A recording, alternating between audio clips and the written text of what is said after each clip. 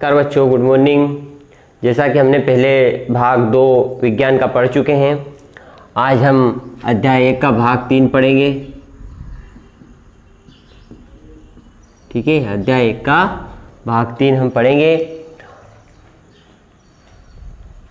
अब भाग 3 में हम, जैसे मैंने आपको बताया था कि हम इस भाग में पढ़ेंगे रासायनिक अभिक्रियाओं के प्रकार के बारे में। ठीक है, जिसे मैंने आपको बताया था, क्या पढ़ेंगे?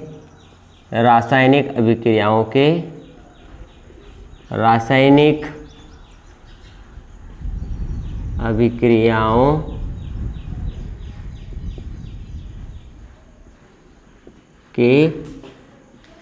प्रकार।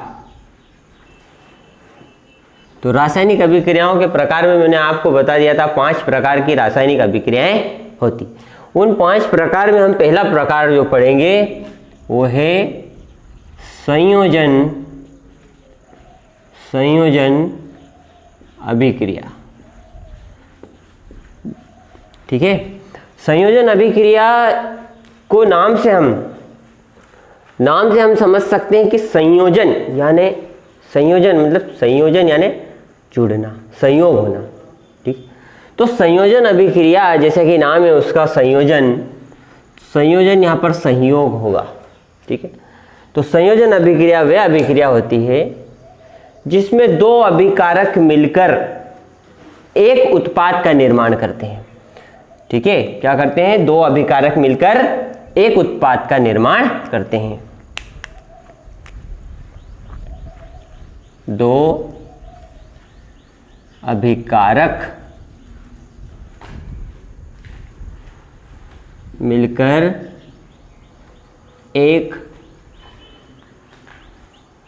उत्पाद बनाते हैं।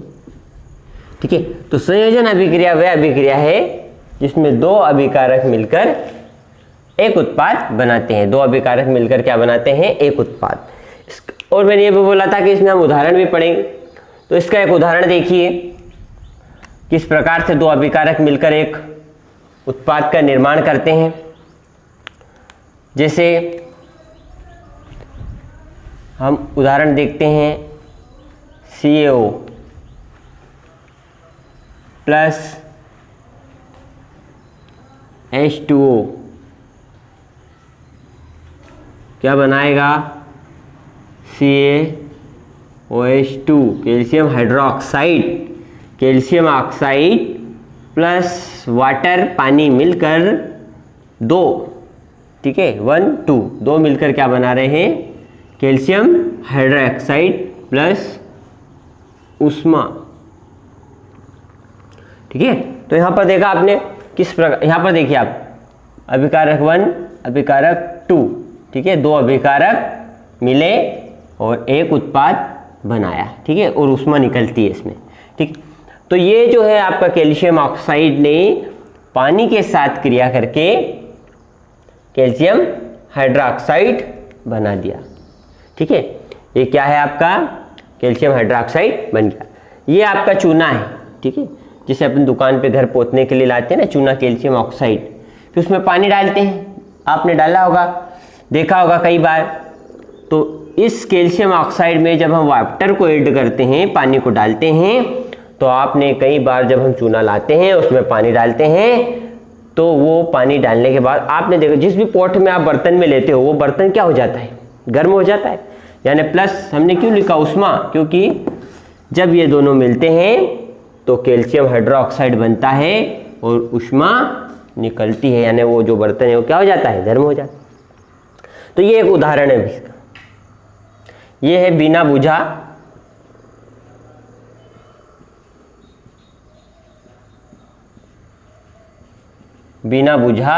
चूना।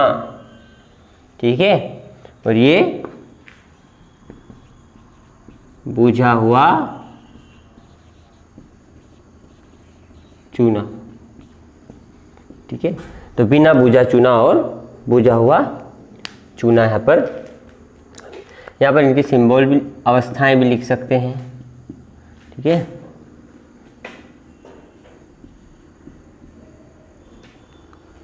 तो इस प्रकार से ये हमने संयोजन अभिक्रिया का उदाहरण देखा, और संयोजन अभिक्रिया में दो अभिकारक मिलकर एक उत्पाद बनाते हैं।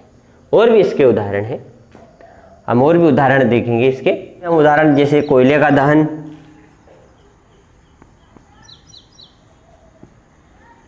कोयले का दहन, ठीक है, कोयला, उसके दहन का भी देखेंगे हम। तो कोयला, आपको पता है कि जो कोयला है वो कार्बन से बना होता है, सी, और कार्बन का सिंबल है सी, ठीक है। उसके बाद दहन होगा इसका किसकी उपस्थिति में? ऑक्सीजन की उपस्थिति में, ठीक है। अब कोयला ऑक्सीजन की उपस्थिति में दहन होकर क्या बनाएगा? CO2 प्लस उष्मा, ठीक है। तो ये एक और उदाहरण हमने देखा, यहां पर भी देखिए आप कितने अभिकारक है। अभिकारक यहां पर 1 2, तो अभिकारक क्या बनाया? एक सिंगल या एकल उत्पाद का निर्माण हुआ, ठीक है। तो इस प्रकार से संयोजन अभिक्रिया के आपके पास दो एग्जाम्पल मैंने बता दिए, दो उदाहरण बता दिए। एक तो कैल्शियम ऑक्साइड के साथ, ठीक है, और एक कोयले के साथ ऑक्सीजन की अभिक्रिया, और एक कैल्शियम ऑक्साइड के साथ जल की अभिक्रिया। तो ये दो उदाहरण हमने देखे संयोजन अभिक्रिया के। और भी उदाहरण हम इसके देखते हैं। अभी तो दो उदाहरण हैं, ठीक है, दो के अलावा और भी हम देखते हैं उदाहरण। और यदि आप देखो तो पानी जो बनता है, पानी का देखते हैं हम, जल का बनने का, तो H2 plus O2, hydrogen plus oxygen, gas, ये भी गैस, दोनों मिलकर क्या बनाते हैं? H2O वाटर, ठीक है। तो इस प्रकार अभी बैलेंस नहीं है, दो, ठीक है, ऑक्सीजन सिंगल है, इसको दो करने के लिए आपको पता है ये तो अब बैलेंस है, C1 carbon 1 carbon 1, O2 oxygen 2 oxygen 2, ठीक है। लेकिन ये हाइड्रोजन 2 ऑक्सीजन 2, यहाँ पर हाइड्रोजन 2 ऑक्सीजन 1, तो इसको दो करने के लिए आपको पता है आगे 2, ठीक है, आगे 2 लगा दिया तो ये ऑक्सीजन 2 हो गया। लेकिन हाइड्रोजन कितना हो गया? 4। अब उस 4 को इधर भी 4 करना पड़ेगा अभिकारक में, तो क्या करें? 2 आगे लगा दें, ठीक है। इस प्रकार से 4 इधर भी, 4 उधर भी, 2 इधर भी, 2 उधर भी, ये बैलेंस हो गए, ठीक है। तो एक उदाहरण आपके पास, तो एक एग्जाम्पल और आपको कौन सा? वाटर, और जो वाटर बना उसका मिल गया, ठीक है। और भी एक उदाहरण और देखते हैं हम। जैसे हम एक उदाहरण और देख लेते हैं, जो ग्लूकोज है हमारे शरीर में, हमारे अंदर जो श्वसन की क्रिया होती है, उस श्वसन की क्रिया के दौरान हमने जो भोजन खाया है वो भोजन क्या होता है? टूटता है, ठीक है। तो उसकी भी हम उसका भी उदाहरण देख लें, ठीक है। तो C6H12O6, ये क्या है? ग्लूकोज, जो हम भोजन, चावल जो भी खाते हैं, दाल चावल सब्जी जो भी खाते हैं, उसके अंदर क्या रहता है? ग्लूकोज। तो ये ग्लूकोज, ठीक है, तो ये ग्लूकोज जो है ये अंदर, हमारे अंदर श्वसन की क्रिया होती है तो ऑक्सीजन की उपस्थिति में टूटता है, ठीक है। इसकी उपस्थिति में, ऑक्सीजन की उपस्थिति में श्वसन की क्रिया है, ठीक है। तो ये ग्लूकोज ऑक्सीजन की उपस्थिति में श्वसन की क्रिया के दौरान टूटता है और क्या बनाता है?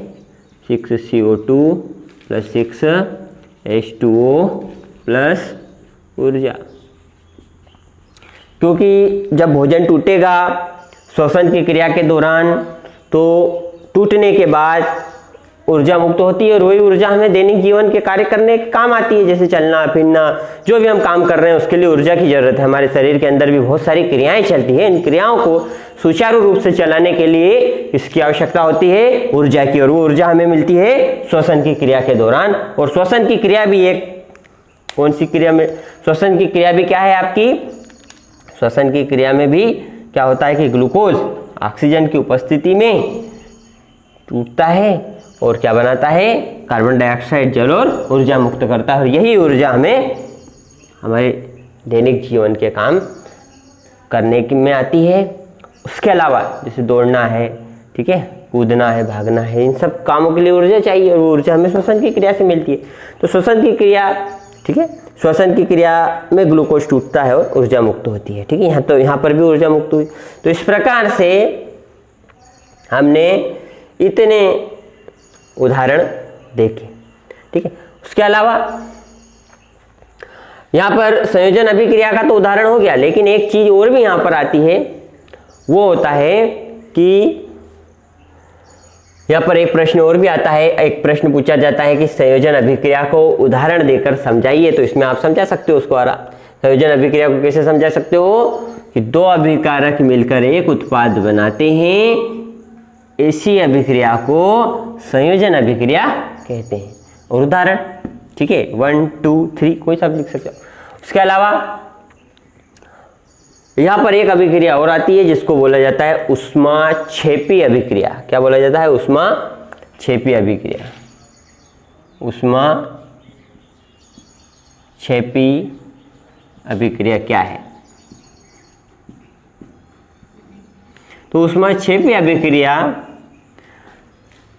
में यदि आप देखो यहां पर ऊष्मा ऊर्जा, ठीक है, तो वह अभिक्रिया जिसमें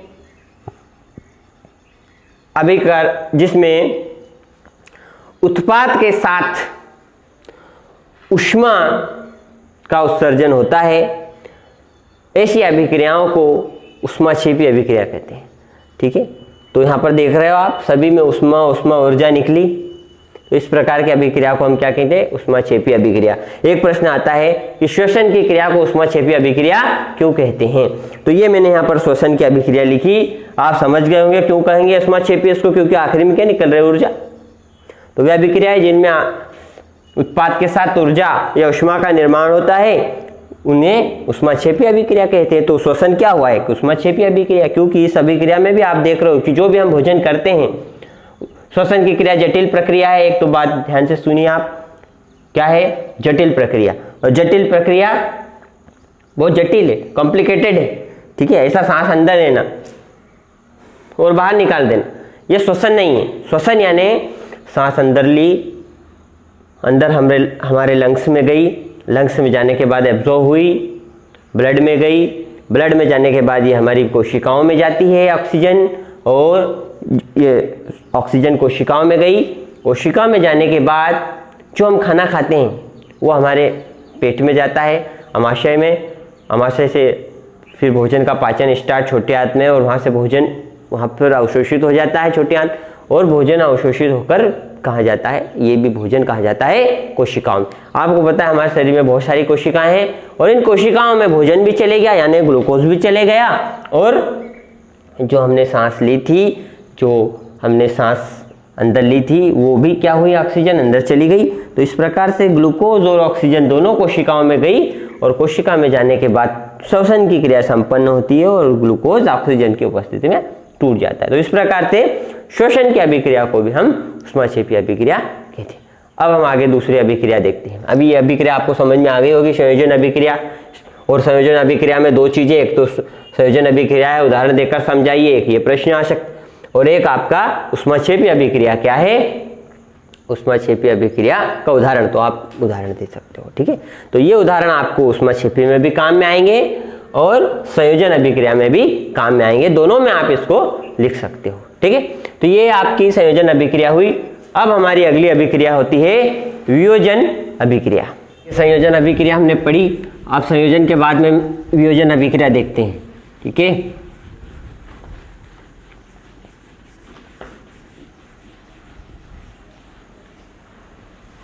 तो एक प्रकार हमने पढ़ लिया यहाँ पर रासायनिक अभिक्रियाओं का, एक प्रकार हमारा हो गया।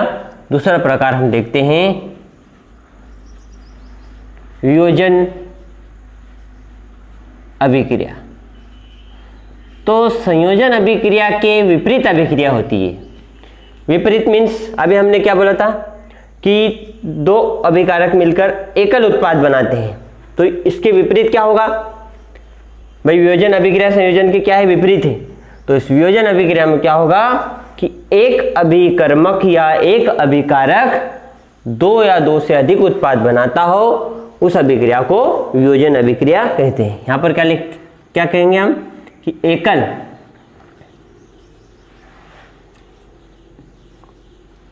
अभिकारक दो या दो से अधिक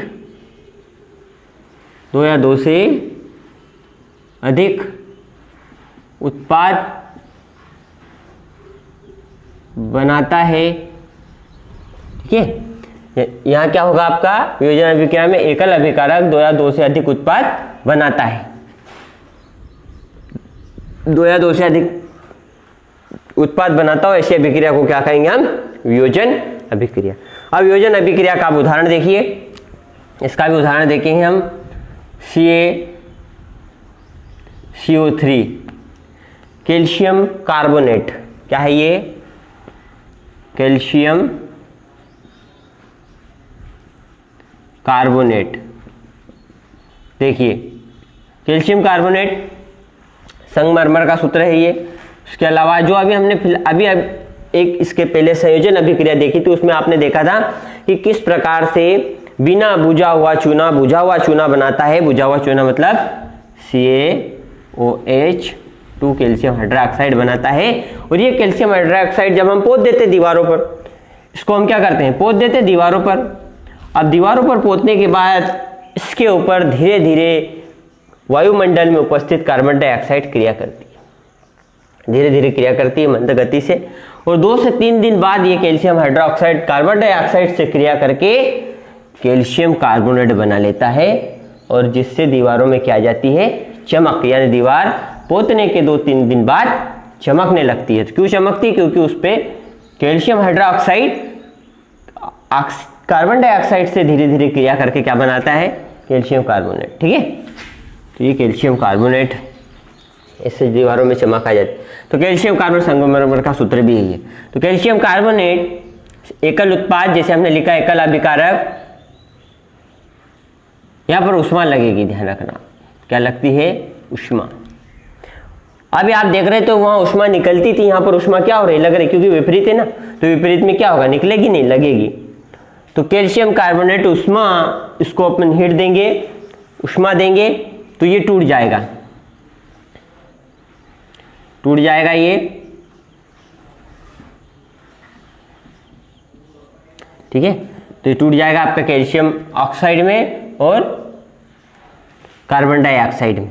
तो इस प्रकार से देख रहे हो आप कि एक अभिकारक मिलकर कितने उत्पाद बनाए, 2। ठीक है, तो वियोजन अभिक्रिया वह अभिक्रिया होती है, पहले तो सबसे पहली बात कि वियोजन अभिक्रिया संयोजन अभिक्रिया के विपरीत अभिक्रिया होती है, और इस अभिक्रिया में एकल अभिकारक 2 या 2 से अधिक उत्पाद बनाता है। ठीक, और इसका उदाहरण आपके बुक में और भी उदाहरण है, उनको देखिए। ठीक है, 3-4 उदाहरण और मिलेंगे आपको, मैं सिर्फ अभी आपको एक बता रहा हूं, बाकी आप बुक से देखें।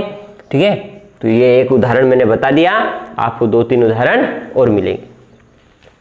ठीक है, तो आपको बुक में मिलेंगे, बुक में देखना आप, और उदाहरण आपको वियोजन अभिक्रिया के मिलेंगे। ठीक है, तो वियोजन अभिक्रिया में आप समझ गए होंगे, ठीक है, कि किस प्रकार से वियोजन अभिक्रिया में एकल अभिकारक 2 या 2 से अधिक उत्पाद का निर्माण करता है। ये क्या बनाया, कैल्शियम ऑक्साइड।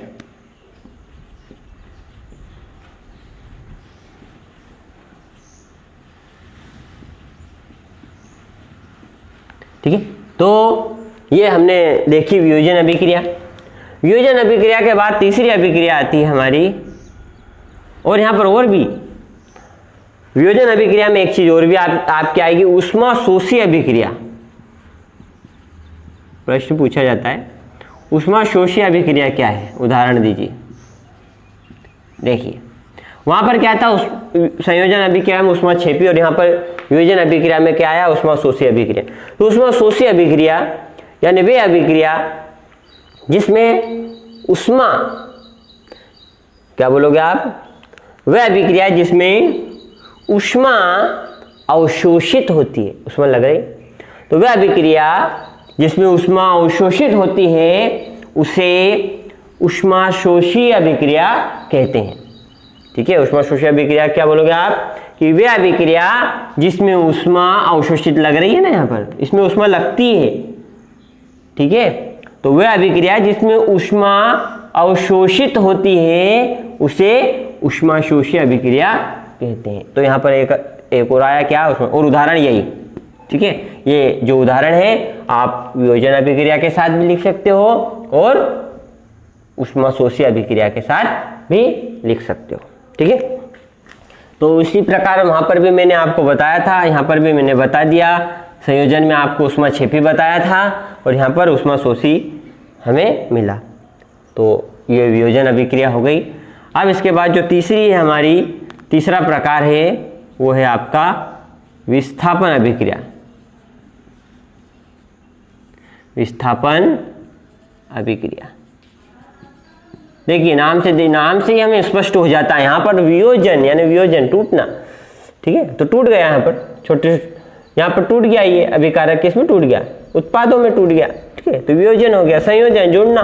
विस्थापन क्या समझ रहे हो, विस्थापन यानी एक जगह से दूसरी जगह चले जाना, विस्थापित हो जाना, ठीक है। कई बार हम सुनते हैं ना कि विस्थापन हो गया, वहां से वहां चले गए, उनका विस्थापित हो गए वो, ठीक है। तो यहाँ पर भी ऐसा ही है, विस्थापन यानी एक जगह से दूसरी जगह। तो विस्थापन अभिक्रिया में हम उदाहरण पहले मैं लिखता हूँ, इससे आपको बहुत स्पष्ट होगा, ठीक है। या अभी आप देखो तो जो आयरन नेल होती है, आयरन नेल यानी लोहे की कील, ठीक है। लोहे की कील जो होती है, यदि आप इस लोहे की कील को कॉपर सल्फेट के सॉल्यूशन में यदि आप इसको डाल दो तो आफ्टर सम टाइम यानी कुछ समय बाद ये लोहे की कील यदि हम इस कॉपर सल्फेट के सॉल्यूशन में यदि हम डाल दें, कॉपर सल्फेट का विलयन है ये, इस कॉपर सल्फेट के विलयन में यदि आप इस लोहे की कील को इसमें डाल दो, ठीक है। ये नीले कलर का रहता है ये ना, कैसा होता है, नीला। कॉपर सल्फेट कैसा रहता है, नीला, नीला धोता कहते हैं। तो इसको यदि आप इसमें डाल दो, इसको लोहे की कील को यदि डाल दो तो लोहे की कील जो है वो भूरे कलर की हो जाती है, ठीक है। और सॉल्यूशन भी, जो सॉल्यूशन का कलर है वो भी बदल जाता है।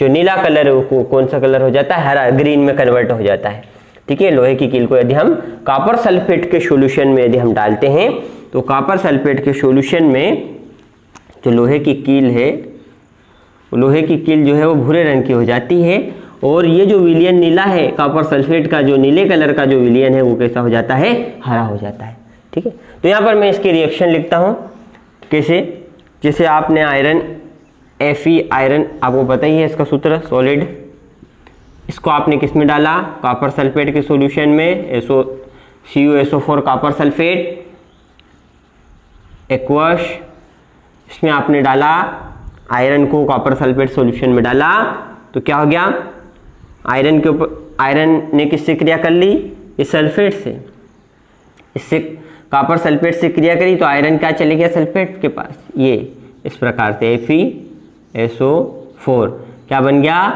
आयरन सल्फेट और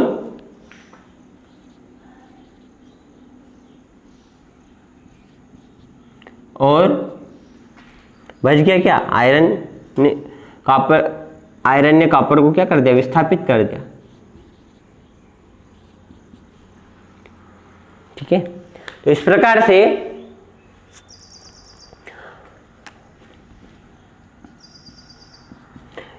से क्या हुआ कि यदि आपने आयरन की कील को कॉपर सल्फेट के विलयन में डाला तो आयरन ने कॉपर को क्या कर दिया, विस्थापित कर दिया ना, देखो जगह बदल गई, यहाँ पहुंच गया, ठीक है। ये क्या हो गया, यहाँ पहुंच गया, उसको हटा दिया, ठीक है।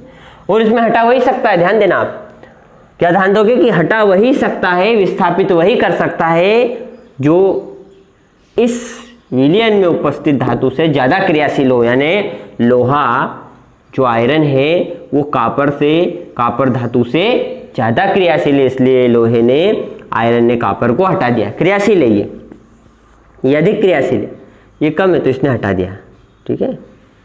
कम क्रियाशील नहीं हटाया, ध्यान रखना आप, ठीक है।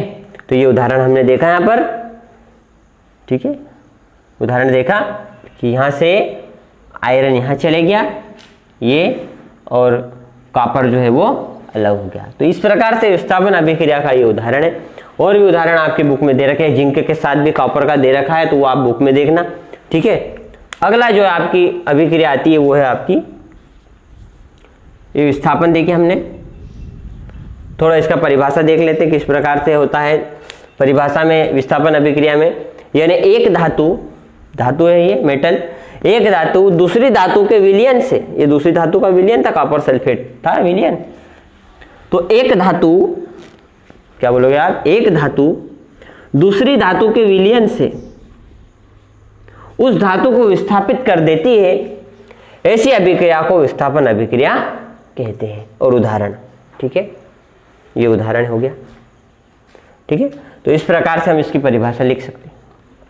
अब अगला आता है आपका विस्थापन अभिक्रिया के बाद चौथी आपकी है द्विविस्थापन।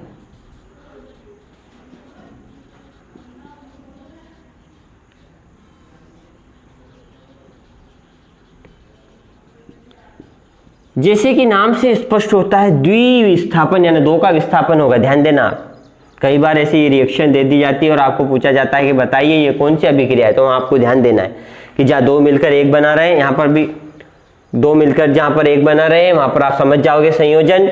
जहाँ एक अभिकारक दो उत्पाद बना रहा है वहाँ समझ जाओगे आप वियोजन। और जहाँ पर ऐसा कि यहाँ पर विस्थापन हो रहा है, ये इसके पास और ये अलग हो रहा है, तो आप समझ जाओगे विस्थापन। और द्विविस्थापन यदि बोला जाए तो द्विविस्थापन में क्या होगा, दो का विस्थापन होगा। ठीक है, दो के बीच में विस्थापन होगा। तो हम देखते हैं इसको, इसका उदाहरण सोडियम सल्फेट, बेरियम क्लोराइड,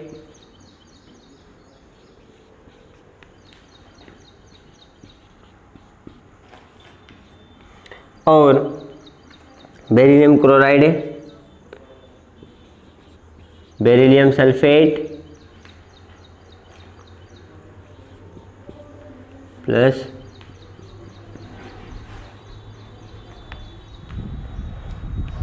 तो यहां पर ये क्या है, सोडियम सल्फेट। क्या है ये,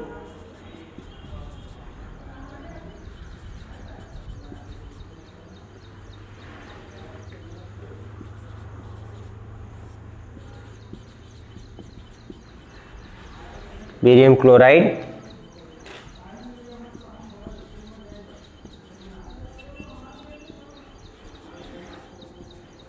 बेरियम सल्फेट मुझे सोडियम क्लोराइड।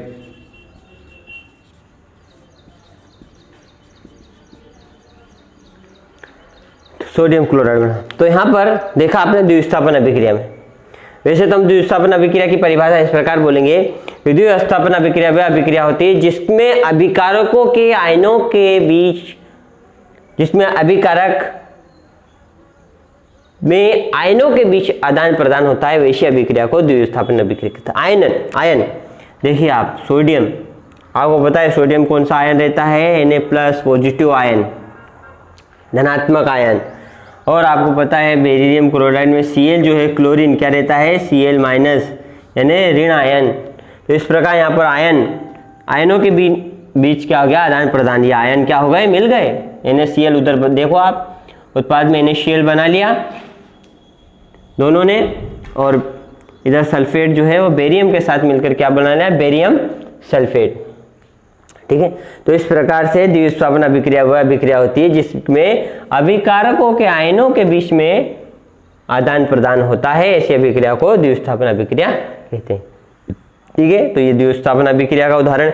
अब एक और यहां पर प्रश्न बनता है, अवक्षेपण अभिक्रिया क्या है। कौन सा प्रश्न, देखिए, अवक्षेपण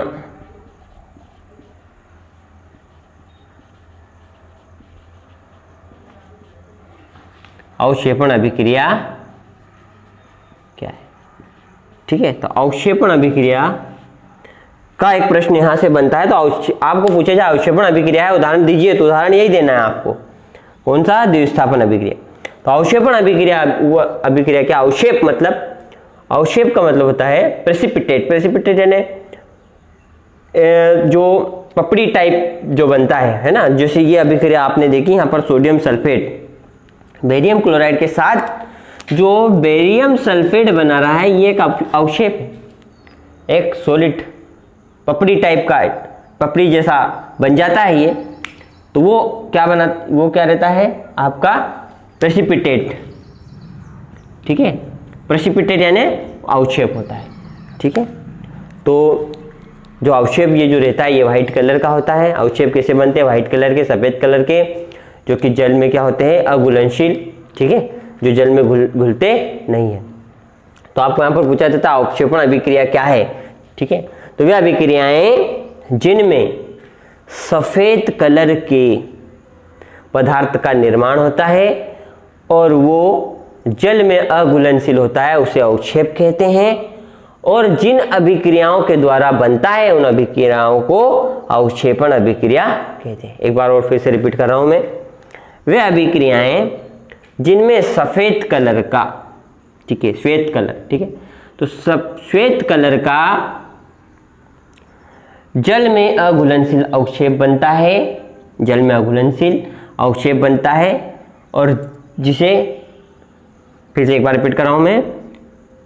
वे अभिक्रियाएं जिनमें श्वेत कलर का जल में अघुलनशील अवक्षेप बनता है और जिन अभिक्रियाओं के द्वारा यह अवक्षेप बनता है उसे अवक्षेपण अभिक्रिया कहते हैं। तो इस प्रकार से यहाँ पर अवक्षेपण अभिक्रिया का भी प्रश्न आता है, उसको भी ध्यान दें। और उसके लिए, दोनों के लिए, किसके लिए? द्विविस्थापन अभिक्रिया के लिए भी और अवक्षेपण अभिक्रिया के लिए भी, दोनों के लिए आप क्या उदाहरण दोगे? यही वाला, दोनों के लिए सेम, दोनों के लिए क्या है? एक ही एग्जाम्पल है। अब हमारी अगली लास्ट अभिक्रिया बची, वो कौन सी है? उपचयन अपचयन अभिक्रिया।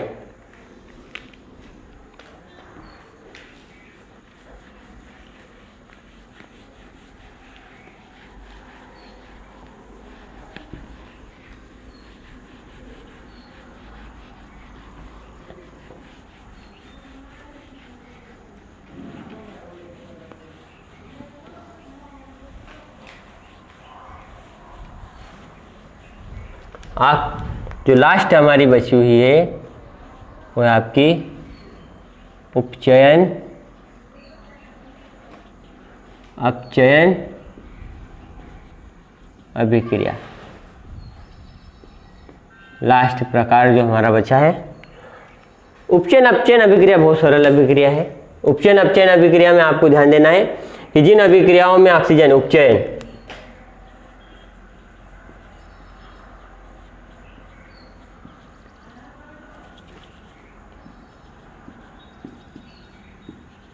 जिन अभिक्रियाओं में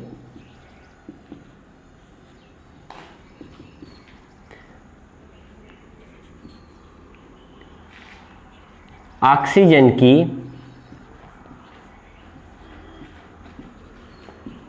वृद्धि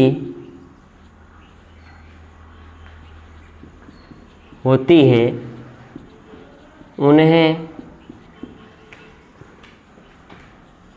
उपचयन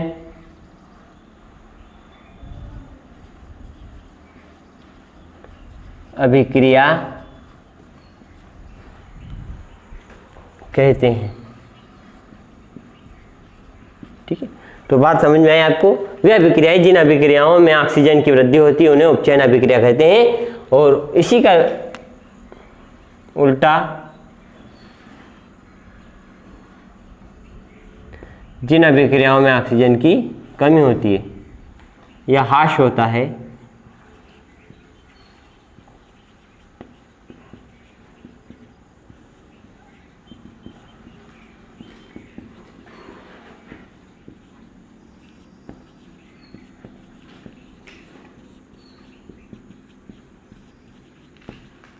कमी होती है उसे अपचयन अभिक्रिया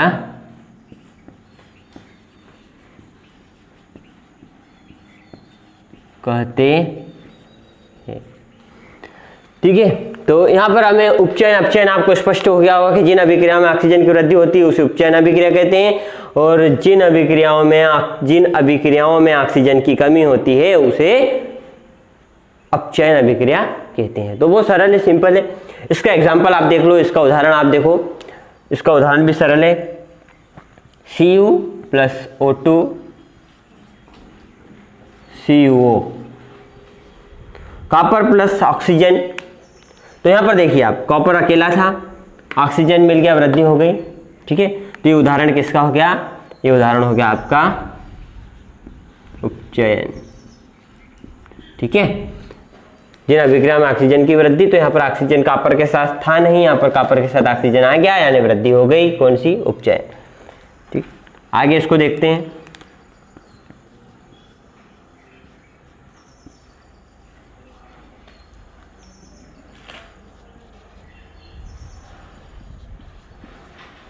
तो ये जो कॉपर था, कॉपर ऑक्साइड, वो हाइड्रोजन से क्रिया करके, यहाँ पर देख रहे हो आप, ऑक्सीजन था और यहाँ पर ऑक्सीजन क्या हो गया? चले गया। तो क्या हो गया? ऑक्सीजन की कमी। ठीक है, तो ये किसका उदाहरण हो गया? अपचयन। ठीक है, तो यहाँ पर क्या हुआ? यहाँ ऑक्सीजन थी, चले गई, अपचयन। ये दोनों का उदाहरण भी है, इसमें अपचयन और उपचयन दोनों है। देखिए, यहां से यदि आप इसे देखो तो ये किसको बताती है? अपचयन को। ठीक है, और इसे देखो, हाइड्रोजन से वाटर, तो ये है उपचयन। ठीक है, देख रहे हो आप कि हाइड्रोजन के पास ऑक्सीजन नहीं था, लेकिन ऑक्सीजन आ गया, यानी वृद्धि हो गई। आपको पता है उपचयन, वृद्धि हो गई तो क्या? उपचयन। यहाँ पर ऑक्सीजन था लेकिन ऑक्सीजन चले गया, यानी क्या हो गई? कमी, यानी अपचयन। तो इस प्रकार से अपचयन उपचयन दोनों का एग्जाम्पल है ये। ठीक है, दोनों में आप यूज कर सकते हो। और जिन अभिक्रियाओं में अपचयन उपचयन दोनों होता है, जैसे इसमें हुआ, अपचयन की प्रक्रिया भी हुई, उपचयन की प्रक्रिया भी हुई, इस प्रकार की अभिक्रिया को क्या बोला जाता है? रेडॉक्स अभिक्रियाएं। क्या बोला जाता है? रेडॉक्स अभिक्रियाएं। ठीक है, जिसमें अपचयन और उपचयन दोनों होता है। ठीक है, और रेडॉक्स का उदाहरण आप देख सकते हो। वे अभिक्रियाएं जिनमें अपचयन उपचयन दोनों होता है उसे रेडॉक्स अभिक्रिया कहते हैं। और उदाहरण के लिए जो अपचयन उपचयन दोनों हो वो आप लिख सकते हो। तो इस प्रकार से हमने रासायनिक अभिक्रियाओं के पांचों प्रकार की चर्चा कर ली है। ठीक है, अब इसमें आपका थोड़ी सी चीज और बच गई है आपके चैप्टर की। पांचों प्रकार हमने देख लिए, और भी उदाहरण उसके अंदर, बुक के अंदर है। मैंने आपको एक एक उदाहरण बताया है, आप बुक को देखना, उसमें आपको 2 या 3 उदाहरण और मिलेंगे हर प्रकार में। उन सभी उदाहरणों को आपको देखना है। ठीक है, तो ये हमारे 5 ही प्रकार हो गए। 2 चीजें और बची है। संक्षारण क्या है? संक्षारण। देखो, संक्षारण की प्रक्रिया में आप देखते हो कि जब हम लोहे की कोई चीज लाते हैं तो आपने देखा होगा बहुत चमकदार रहती है, लेकिन कुछ समय बाद क्या हो जाती है? भूरी हो जाती है, यानी वो संक्षारित हो जाती है, यानी उसके ऊपर जंग लग जाती है। ठीक है, तो जंग लगना एक संक्षारण की प्रक्रिया ही है। ठीक है, लोहे पर जब जंग लग जाती है वो क्या है? एक संक्षारण की प्रक्रिया ही है। तो संक्षारण में क्या होता है कि जब कोई धातु अपने आसपास के वातावरण में अम्ल या आर्द्रता, किससे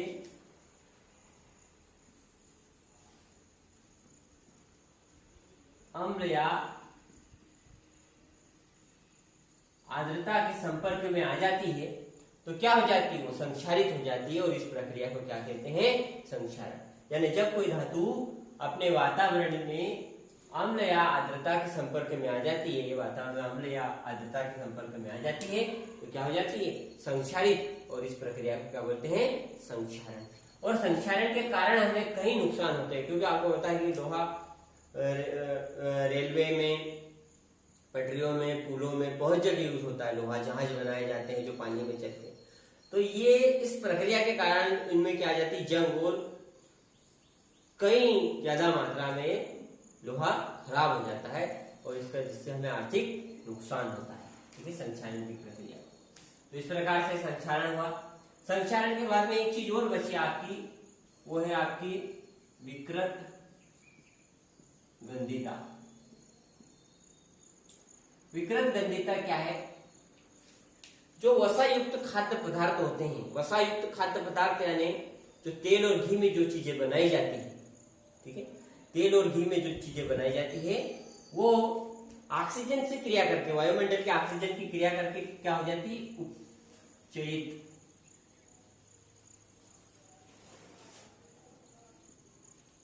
उपचयित हो जाती है, ठीक है, यानी उपचयन की प्रक्रिया हो जाती है, उनमें ऑक्सीजन की वृद्धि हो जाती है, जिसके कारण वो क्या हो जाती है? जो वसायुक्त खाद्य पदार्थ है वो क्या हो जाता है? खराब हो जाता है, और खराब होने से उनके अंदर से दुर्गंध आने लगती है, जिसे हम विकृत गंधिता कहते हैं। तो इसलिए विकृत गंधिता को कम करने के लिए या जो खाद्य पदार्थ फैट युक्त होता है उससे खराब होने से बचाने के लिए हम वायु रोधी बर्तनों में उनको भोज्य पदार्थ को रखते हैं। वायु रोधी मतलब जिसके अंदर वायु नहीं जाए।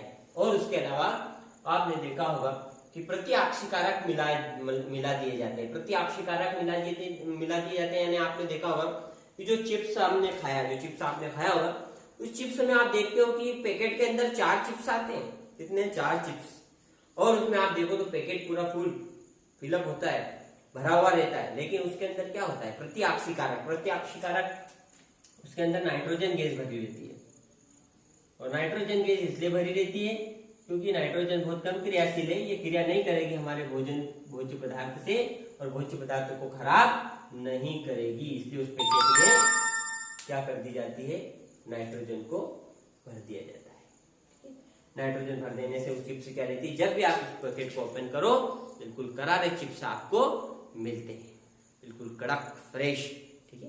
क्यों मिलते हैं? क्योंकि उसमें नाइट्रोजन फिलअप है, जो कि उस खाद्य पदार्थ से क्रिया नहीं की। लेकिन कुछ यदि आप उसको ओपन कर दो कुछ समय के लिए, यदि रख दो ऐसे वातावरण में जो अभी फिलहाल आर्द्रता की मात्रा ज्यादा है, तो ऐसे मॉइस्चर वाले एटमोस्फेयर में आपने यदि उसको रखा तो चिप्स क्या हो जाते हैं? नरम हो जाते हैं, आपने देखा होगा, ठीक है। तो इस प्रकार से विकृत गंधिता और संक्षारण दोनों हुआ। 5 प्रकार पढ़े, विकृत गंधिता पढ़ी, संक्षारण पढ़ा, और इस प्रकार से हमारा यह अध्याय समाप्त हुआ। मैंने आपको एक एक 2 उदाहरण बताए हैं। आपकी बुक में 2 से 3 4 उदाहरण भी है, उनको देखना, ठीक है। मैंने अभी एक एक बताया है, और इसी से संबंधित और भी उदाहरण है, उनको भी देखना, ठीक है। तो इस प्रकार से हमारा चैप्टर पूर्ण हुआ। अगले भाग में हम प्रश्न उत्तरों की चर्चा करेंगे, प्रश्न उत्तरों के बारे में चर्चा करेंगे, ठीक है। धन्यवाद।